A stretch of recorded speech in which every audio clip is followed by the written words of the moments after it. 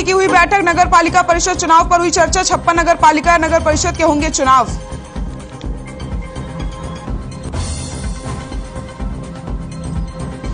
गुरुग्राम फरीदाबाद में डेंगू का कहर जारी। साइबर सिटी में डेंगू के 3 नए मरीज आए सामने। कुल मरीजों की संख्या हुई 310। प्रदेश में पैर पसार रहा डेंगू।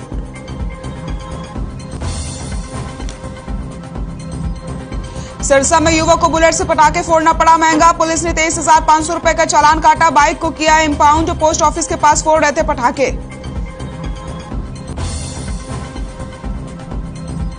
कैथल में पराली जलाने पर प्रशासन सख्त। 600 से ज्यादा किसानों पर लगा करीब 15 लाख का जुर्माना। लगातार किसानों को किया जा रहा पराली न जलाने के लिए जागरूक।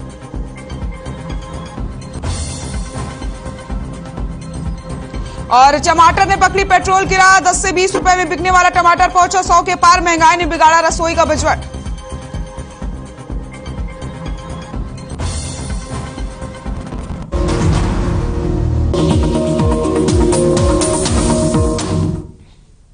नमस्कार, हमारे खास कार्यक्रम रात का रिपोर्टर में आप सभी का स्वागत है। मैं हूं आपके साथ सृष्टि शुक्ला। सबसे पहले यमुनानगर की बात करते हैं, जहां रात के समय जिला सचिवालय का मुआयना किया गया है हमारे संवाददाता सुरेंद्र मेहता ने, और पाए कि ट्रेजर के कमरे के पास तो पुलिस दिखी, लेकिन उसके अलावा पूरे जिला सचिवालय में पुलिस कहीं भी तैनात नहीं थी।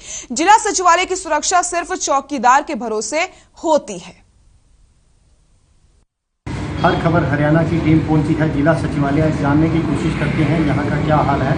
जिला सचिवालय में वैसे तो पूरे दिन लोगों का आना जाना रहता है, काफ़ी संख्या में लोग आते हैं, अलग अलग कामों से आते हैं। इस समय यहाँ की क्या पोजीशन है जानने की कोशिश करते हैं। यहाँ कोई है भी नहीं है या जिला सचिवालय किसके सहारे है। अभी हमें एक सज्जन मिले हैं, इन्हीं से बात करने की कोशिश करते हैं। यहाँ क्या करें, आपका नाम? लक्ष्मण सिंह। आप यहाँ इस समय किस हैसियत से हैं? चौकीदार। तो यहाँ आपकी रात की ड्यूटी और पुलिस प्रशासन का भी कोई प्रबंध है? पुलिस प्रशासन का कोई प्रबंध नहीं है, सिर्फ ट्रेजरी गार्ड में 3 जवान रखते हैं। उसके सारे में अपने सेक्रेटरी में कर देता हूँ, जो देख रेख है दोनों करता रहता हूँ। सुबह 8 बजे छुट्टी हो जाती है। हम अलग अलग इलाकों में जाने की कोशिश करेंगे जिला सचिवालय में और क्या व्यवस्था है। जैसे यहाँ के चौकीदार ने बताया कि रात के समय वह देख रेख करते हैं, लेकिन कोई पुलिस का कर्मचारी यहाँ उपलब्ध नहीं रहता। ये मैं आपके कैमरामैन को कहूँगा दिखाने की कोशिश करें। ये डीसी का कमरा है और इसके साथ साथ विजिटर रूम बनाया गया है, जहाँ लोग दिन में आके रुकते हैं। किसी तरह की अगर उपायुक्त से मिलने से पहले बैठने का होता है उनका, लेकिन इस समय यहाँ किसी तरह का कोई प्रबंध नज़र नहीं आ रहा। जो ट्रेजरी है वहाँ जरूर पुलिस कर्मचारियों की ड्यूटी लगी हुई है, वो जरूर रात को रहते हैं। सुरेंद्र मेहता, हर खबर हरियाणा। यमुनानगर की तस्वीरें आपको हमने दिखाई। अब आपको रोहतक लेके चलते हैं, जहां हमारे संवाददाता ने राजू राज ने रात के समय नागरिक अस्पताल का जायजा लिया और जाना कि रात के समय में नागरिक अस्पताल में मरीजों को कितनी सुविधाएं मिल रही हैं। रोहतक के सामान्य हॉस्पिटल में, जहां पर आप मेरे पीछे देख सकते हैं, डॉक्टर्स जो है वो बिल्कुल अलर्ट हैं और अपनी ड्यूटी बखूबी निभा रहे हैं। अभी डॉक्टर्स जो है वो काम कर रहे हैं, मरीजों का इलाज प्रॉपर तरीके से किया जा रहा है।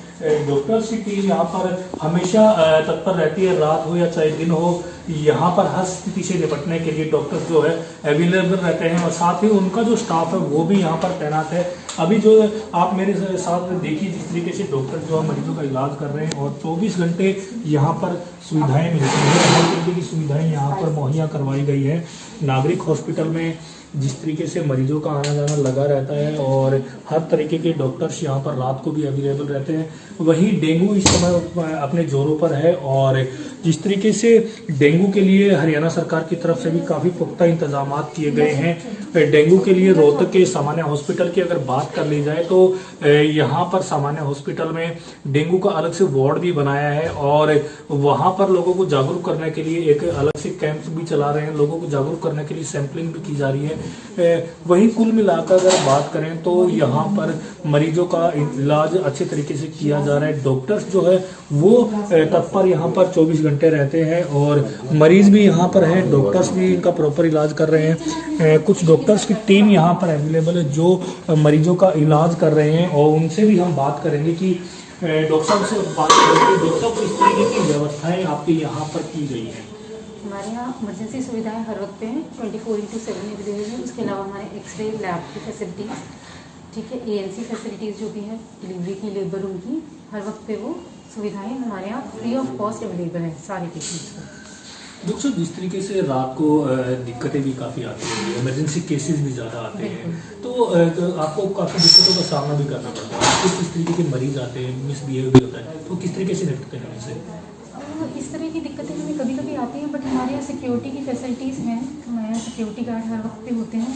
अगर वैसे तो वो हर वक्त रेगुलरली यहाँ अवेलेबल होते हैं। इन केस अगर वो नहीं भी होते तो हम उनको बुला लेते हैं, तो ऐसा कोई प्रॉब्लम नहीं आता कि किस तरह से करें। वंस इन अ व्हाइल ऐसा हो जाता है कि किसी कोई पेशेंट ड्रिंक करके ज़्यादा आया हुआ है, तो सिक्योरिटी भी अगर मैनेज नहीं कर पाती तो फिर हमें पुलिस को कॉल करना पड़ता है। डॉक्टर साहब, जिस तरीके से कहा जाता है कि डॉक्टर जो है तो वो भगवान का दूसरा रूप है, डॉक्टर्स को काफ़ी लोग मानते भी हैं, अच्छे से तरीके से ट्रीटमेंट में कई बार आरोप भी लगते हैं प्राइवेट डॉक्टर्स पर कि वो समय पर इलाज नहीं करते। तो अपने यहाँ रोहतक की बात करें तो क्या सुविधाएँ अन्य जो की गई है? ऐसी बात नहीं है, हमारे यहाँ तो सारी सुविधाएं इस वक्त उपलब्ध हैं। जब भी मरीज़ को ज़रूरत होती है, साथ ही सारे लैब टेस्ट उनको मिल जाते हैं। इसके लिए ना तो कोई गवर्नमेंट की तरफ से फैसिलिटी है कि सारे टेस्ट जो हैं फ्री ऑफ कॉस्ट उनको दिए जा रहे हैं। एक्सरे की फैसिलिटीज़, अल्ट्रासाउंड की फैसिलिटीज़, सारी फैसिलिटीज़ 24/7 यहाँ पे अवेलेबल है। वो दवाइयों की बात करें डॉक्टर साहब, किस तरीके की दवाइयों की नहीं, दवाइयाँ हमारे यहाँ पे इमरजेंसी में सारी दवाइयाँ अवेलेबल होती हैं, चाहे वो इंजेक्शन की फॉर्म में हो, चाहे टैबलेट की फॉर्म में हो। वो फ्री ऑफ कॉस्ट हमें पेशेंट को देते हैं। इंजेक्शंस को जैसे पेशेंट को ज़रूरत होती है इमीडिएटली लगाए जाते हैं। जो भी टैबलेट्स होती है, सारी मेडिकल की यहाँ पे सुविधाएँ हर वक्त पे उपलब्ध होती हैं। ये दवाइयाँ जो वो बाहर से लेके आते हैं, ये अपने यहाँ पे अवेलेबल हो जाती है? नहीं, बाहर से नहीं लेके आनी पड़ती, हमारे यहाँ पे दवाइयाँ अवेलेबल होती हैं। डॉक्टर साहब, जिस तरीके से बात की जाए तो डॉक्टर्स प्रदेश में वैसे कम है और डॉक्टर्स पे वर्कलोड बहुत ज़्यादा है, तो ऐसे में आम जन को और सरकार को क्या कहना चाहिए? मेन तो मुझे लगता है जो पेशेंट्स को ज़रूरत है वो थोड़ा सा बस धैर्य और संयम की ज़रूरत है। कई बार भीड़ बहुत ज़्यादा होती है, तो हर पेशेंट चाहता है कि सबसे पहले उसका नंबर आ जाए, वो थोड़ा सा पॉसिबल नहीं हो पाता। तो थोड़ा सा पेशेंट्स की ज़रूरत है पेशेंट्स को, और गवर्नमेंट को भी यही है कि थोड़ा सा और फैसिलिटीज़ पेशेंट्स को भी दे, डॉक्टर्स की ये भी फैसिलिटीज़ दे, ताकि डॉक्टर और ज़्यादा हों और मरीज़ों को भी कोई दिक्कत नहीं हो। डॉक्टर, जिस तरीके से प्रदेश में डॉक्टर्स की कमी है, सीट बढ़ाने की बात करेंगे क्या आप इस तरीके से? सीट दोनों ही जगह है। HCMS में जैसे गवर्नमेंट जॉब्स जो हैं वो भी बढ़ानी चाहिए ताकि डॉक्टर्स इसकी तरफ आ पाएँ, और दूसरा मेडिकल कॉलेज में भी सीट बढ़नी चाहिए ताकि डॉक्टर्स ज़्यादा से ज़्यादा और अच्छे मेडिकल कॉलेज खुलें जहाँ पे उनकी अच्छी पढ़ाई हो सके और अच्छे डॉक्टर्स बन सकें। जी बिल्कुल, जिस तरीके से आप देख सकते हैं कि तत्पर जो है डॉक्टर्स तैनात रहते हैं। रोहतक के सामान्य हॉस्पिटल में हम हैं, यहाँ पर तमाम मरीजों को तमाम सुविधाएं दी जाती है। रात हो या दिन हो, यहाँ पर डॉक्टर्स की टीम हमेशा अवेलेबल रहती है, और डॉक्टर्स का कहना है कि यहाँ पर उनका इलाज जो है मुफ्त किया जाता है, किसी प्रकार की दवाइयाँ उनसे बाहर से नहीं मंगवाई जाती। तो ऐसे में डॉक्टर्स का जो कदम है बहुत ही सराहनीय कदम है, और रोहतक की जो टीम है, डॉक्टर्स की जो टीम है, वो हमेशा तत्पर रहे, मरीजों का अच्छे से इलाज करती रहे। रोहतक से राजीव राज की रिपोर्ट। अब बात करते हैं रेवाड़ी के। रेवाड़ी रेलवे स्टेशन पर रात के समय यात्रियों के ठहरने और सुरक्षा को लेकर क्या कुछ इंतजाम किए गए हैं, इसका जायजा लिया हमारे संवाददाता महेंद्र भारती ने। आपको दिखाते हैं कि यात्रियों को रात के समय किन किन परेशानियों का सामना करना पड़ता है। इस समय हम खड़े हैं रेलवे स्टेशन रेवाड़ी के प्लेटफॉर्म नंबर 8 पर, और कई यात्री यहाँ ट्रेन के अभाव में रह जाते हैं, जिसकी वजह से अगले मॉर्निंग में ही उन्हें सुबह ट्रेन मिलती है ताकि वो अपने गंतव्य की तरफ आगे बढ़ सकें। लेकिन ऐसे में पूरी रात बिताना चुनौती बन जाता है। आइए जानते हैं उनके ठहरने के उपाय किस तरह के किए गए हैं।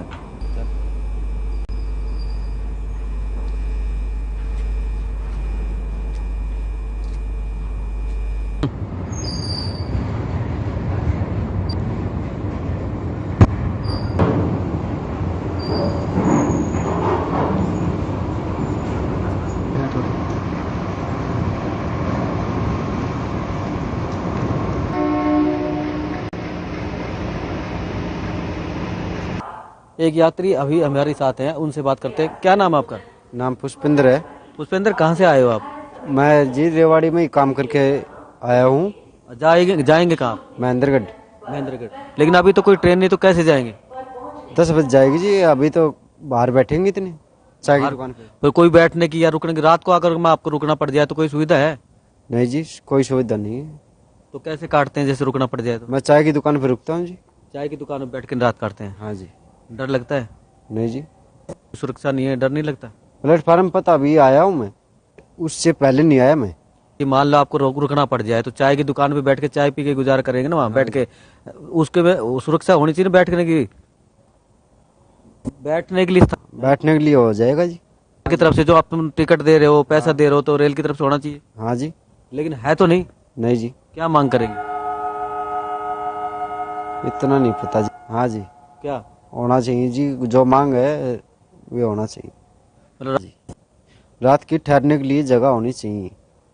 देखिए ये कह रहे हैं कि रात को ठहरने के लिए जगह होनी चाहिए, लेकिन यहाँ किसी तरह का बंदोबस्त नहीं है, ना कोई रैन बसेरा है ताकि यात्री रात को रुक जाएं उसमें, क्योंकि रैन बसेरा में सारी सुख सुविधाएं होती हैं। जैसे यात्री रुकेगा तो उसकी सोने के लिए व्यवस्था होनी चाहिए, लैट्रिन बाथरूम की व्यवस्था होनी चाहिए, पानी की व्यवस्था होनी चाहिए, लेकिन यहाँ किसी तरह की कोई व्यवस्था नहीं है। इसलिए लोग रात बैठकर गुजारते हैं या चाय की दुकान पर बैठ कर बिताते हैं।